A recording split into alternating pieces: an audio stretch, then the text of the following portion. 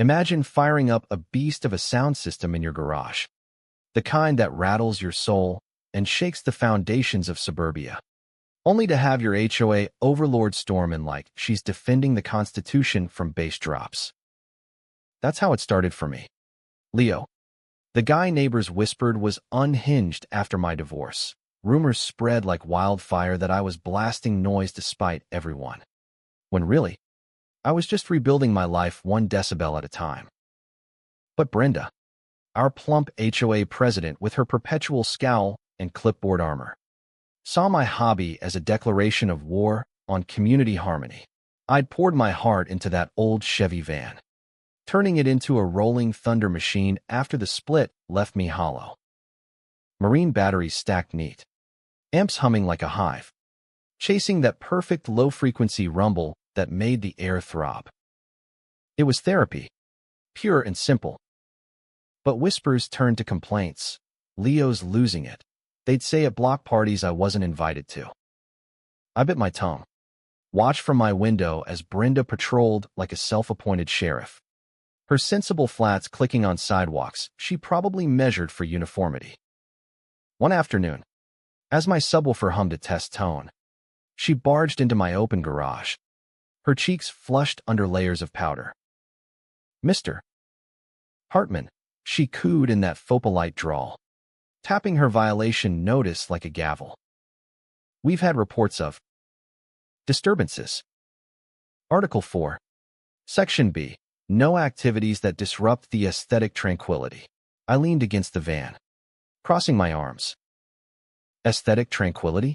Brenda, my leaf blower's louder than this on a good day." She sniffed, her double chin quivering. "That's maintenance, dear. This is indulgence. For the greater good. You understand." Her smile was all teeth, no warmth, as she slapped the fine on my workbench and waddled off, leaving me stewing in silence. But I noted how she glanced back, eyes narrowing, like she feared I'd challenge her throne. Then came the real kicker. Walking my beagle Otis through the cul-de-sac, I spotted county workers unloading a shiny new tornado siren for the common area. Oklahoma's skies don't mess around. After all, hope flickered, finally. Something practical in this rule-riddled hell. But Brenda materialized like a bad omen, planting her hefty frame right in the dig site. "Gentlemen," she announced, voice booming with manufactured authority, "this eyesore violates our covenants. No unsightly poles without board approval." The workers exchanged glances. "Ma'am, this is for safety, Tornado Alley. Remember?" She waved her clipboard dismissively. "Safety? We've got apps for that." "This clashes with our landscaping vision." I stood frozen, Otis tugging at the leash, as she bullied them into packing up. Rumors flew faster. Leo's the one who complained about noise. "Now look," I said nothing. But inside, I cataloged every hypocritical word, every lopsided grin. She feared losing control more than any storm. As clouds gathered that week, forecasts turned dire, red alerts screaming of rotations and shear. Brenda's newsletter crowed about preserving our serene oasis, her photo beaming beside the blocked spot.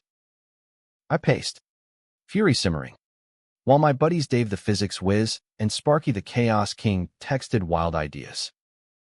"What if we become the Siren?" Sparky joked, but it stuck. We rigged our rigs, my van, Dave's precision speakers, Sparky's bass monster. Petty? Sure. But as the sky curdled green, phone alerts blaring without a real siren to back them, frustration boiled over. Brenda's tranquility could kill us all, I muttered, plotting our triangle formation for max coverage. The storm hit like Judgment Day, winds howling, debris flying, no warning piercing the roar. We rolled out, hearts pounding, and unleashed hell, a synthesized siren wail that shook windows and souls. My van aimed square at Brenda's manicured lawn. Lights flipped on, families scrambling to basements.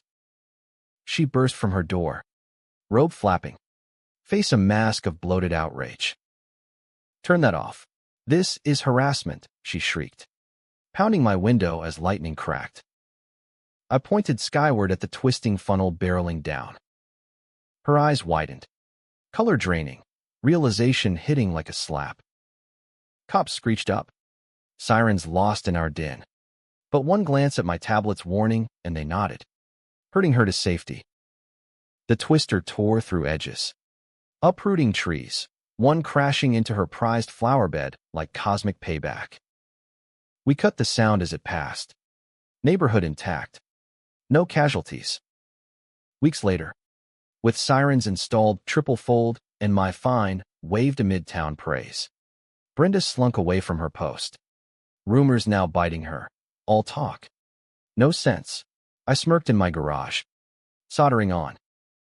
But tell me, was I the reckless fool? Or did breaking her silly rules make me the hero, who really endangered the neighborhood, the guy with the loud hobby? Or the queen of order, who gambled lives for looks?